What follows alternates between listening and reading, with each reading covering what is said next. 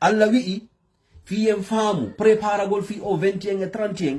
no wiruɗen non l'année dernière hitande kala hitande Allah no mari leydi ka o yeƴata ka o andinta no mettude mo kokongol kongol wona wolede. Allah wi takadu samawatu yatafattarna minhu wa tanshaqqu al-ardu wa takhirru al-jibalu hadda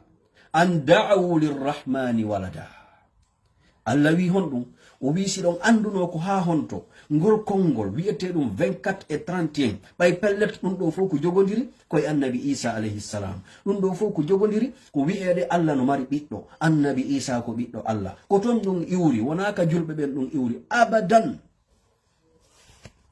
si a waɗay kono no laaɓanma wona julɓe ɓen créyi ɗum. nelaɗo ha hande assistali ɗum, julɓe moƴƴuɓe ɓen ha hande waɗali ɗum. no laaɓani en ko hefera ɓe yaltini 24 et 31 décembre. Allah wi jonnon ngol kongol wona ngol wowlede ɗo, sabu kongol wowla kon tunde wotere.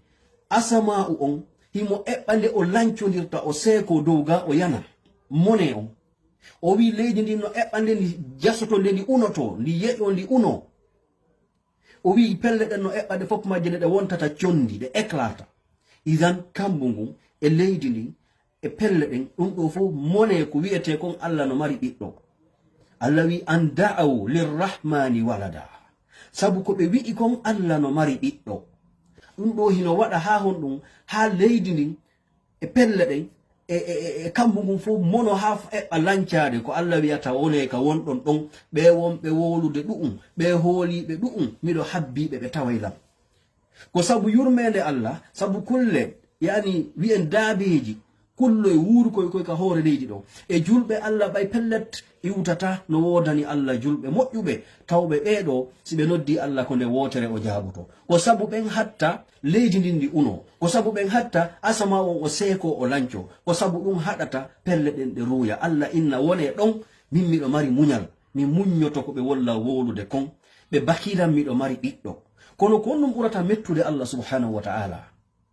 ko enen julɓe wi'ananoɓe ɓe Allah laaɓani poyka deftere makko o wi ko onon yo julɓe wattane yiili wota on jokku alyahudu e annasara. ɓe yiɗata on. o wi walan tarda anka alyahud wala nasara hatta tattabi'a millatahum. ɓe yiɗatama jamais plus jamais ha jokka laawi maɓɓe ɗin. joni noon Allah wi onon julɓe ɓen accemi prévena on, accemi andina on si ɓe ari fi majjingol ɗon surtout ko yowodiri kon e annabi Isa alayhi salam. hiɗen sikkude ko mere Allah tippiniri sura spécial ka Qur'an o wimo suratul Maryam. wallahi wona mere o fi yiɗangol en enen ɓe julɓe wota en majju ɓawo en jaɓude Allah. Allah wi accemi prévena on si ɓe wowlani on fi Isa alayhi salam wi'eɓe honɗum qul huwa Allahu ahad Allahu samad lam yalid walam yulad walam yakul lahu kufuwan ahad. Allah wi onon ɓeɗo julɓe kami habbi yo wonanan ɗon onon si ɓeɗo heferaɓe fo moɓodiri ɓe wi'i kamɓe Allah no mari ɓiɗɗo, ɓe wi annabi Isa ko ɓiɗɗo Allah, jaɓanelan onon ɓaytun o wi'i la ilaha illallah muhammadun rasulullah. mi hoolike on, mi neldi on alqur'an, mi hoolike on, mi acciri on diina an kan, mi wi'i on yo yamiranan ko moƴƴi, yon haɗanan ko boni, andinanelan julɓe ɓen wondema Allahu ahadun Allah ko o goto, kanko woni ɗaɓɓirteɗo ballal, lam yalid walam yulad. o jibinaka, o mara nene, o mara baba, o mara ɓiɗɗo, o hato jinayi ɗum kadi. joni noon kon ɗum ɓurata mettude Allah o tawgol ɓe julɓe wi'unoɓe ɗo jaɓi ko ɓeɗo tawa joni ɓe wakkilike ha ɓe jokki heferaɓe ɓe, ɓe jokkiriɓe par les actions. si ɓe jokkiraliɓe par les paroles, mais on les suit par les actions. ko action ji ɗi wonnen e wadde, sina ɗum ko honɗum naadi julɗo billahi aleykum e préparagol fi 24 décembre. kon ɗum naadi julɗo e ɗum. kon to woni placement on ɗo o, kon to ko rekonisanɗa kon Allah ul huwallahu ahadun mo jangata o ndaare Allah ka hikma makko ka yurmede makko. wallahi o waɗi oɗo sura ɓurɗo raɓɓiɗude e ɓurɗo welde hunjade, ɓurɗo raɓɓiɗude. o waɗi mo kadi tawi no organisera noon ka qur'ana ko e suraji leyleji ɗin hay pay koye bobo hoy koy ɓe waway hunjanade Allah ɗum ɗo. Allah no wawno wadde o haramo fotawa bakara hara heɓa e ganto inna ko ɗum haɗi wawa andude o sura kono Allah ƴettimo waɗimo sura tawaɗo e ɓurɗi moƴƴude labede fotude ɗin ka qur'an welɗi hunjade ɗin qul huwa allahu ahad allahu samad lam yalid walam yulad walam yakul lahu kufuwan ko ɗum waɗi no hulɓini ha no yurmi ha nde julɗo juulata jeeƴe o juulira oɗo sura ha gasa o immo o yaha waɗa 24 décembre no hulɗini ha ka julɗo yahata waala waɗude feeto fi 24 décembre o arta hara himo ronki o wiya o falaka walade o juulanali Allah o ara o habbira o juulira qul huwallahu ahad ɓayɗen andi ko ngol ɗo surawol ɓura yawede ko ngol ɗo buy ɓurta juulirde jonno musidɓe julɓe tedduɓe e wowlino e wowlitike wallahi en mara coggol islam wallahi en wawano fewnude hoore meɗen ngar rewɗe wo en wawano ɗum ko Allah tun ka moƴƴere makko o ƴettuma an oɗo neɗɗo o okkuma al islam wona babe ma waɗanma ɗum wona biro ma wona siɗɗo ma hay e goto bal wona hay nelaɗo wallahi Allah wi'i nelaɗo on an a fewnatamo faalaɗa fewnude ko Allah fewnatamo faala fewnude on ko ɗum waɗi si bappa nelaɗo yanganiɗo ɓe ne'iɓe on waɗani ɓe piiji ɗin fop Abu Talib o ronki heɓude l'islam Abu Talib ala neɗɗo mo jaɓani l'islam yangani o nelaɗo a hewti Abu Talib neɗɗo mayɗo e hoore kefeero yanganiɗo nelaɗo heɓi a hewti Abi Talib on ala kono o heɓa l'islam wiwɗen an e min pulo e Fuuta yimɓe africain ɓe tawɓe hay arabu en wawata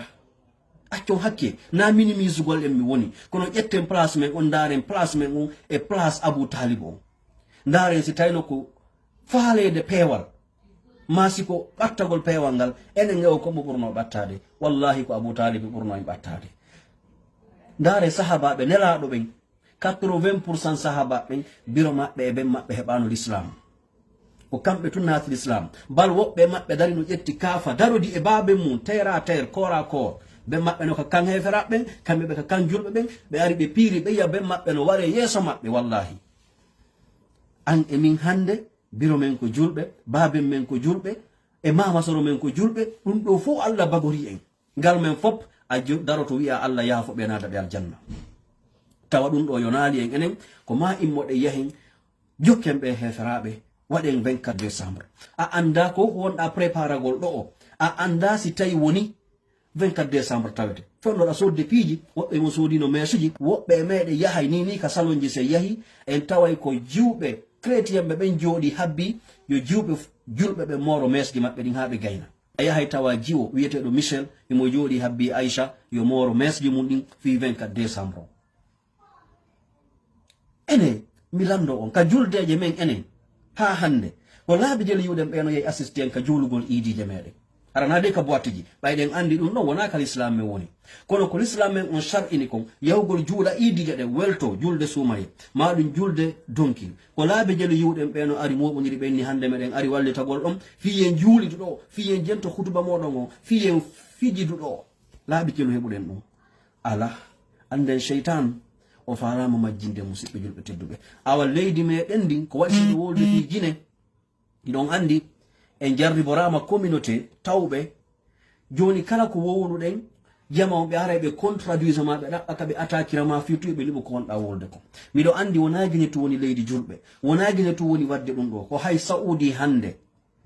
mi innalde ɓe feetay 24 ɓay mi ali kono ko woni wadde ton kon hande ɓattike ɗon si Allah faabaki neɓata hay saudi ɓe organise e fetto 24 yo Allah dandu en noon yo Allah ta hewtin en ɗon en torki Allah kono fokkitiri noon hande ndaare Dubai leyɗe julɓe ɓen kono wona ton min mapininmi mo kala kaka jeeya ɗon Allah nde imminno nelaɗo on ko atino wi'angolɓe wa andir ashirataka al aqrabina waajota ko gorol ma ɓurgol ɓattadegol ko onon ɗo nanta haala an kam ko probléme waɗɗo guine on mapininmi ko enen ɗo mi faala en artir hakkille meɗen ɗen tikkere Allah nde o tawi nden julɓe ɓen tigiri lagine leydi julɓe ɓen ɓe watti préparanade 24 décembre ɓe watti hollugol welo welo manifesto holla Allah no mari ɗiɗɗo haysi ɓe tawta ka ɓernde kono golle maɓɓe ɗen hollihi ɓe tawti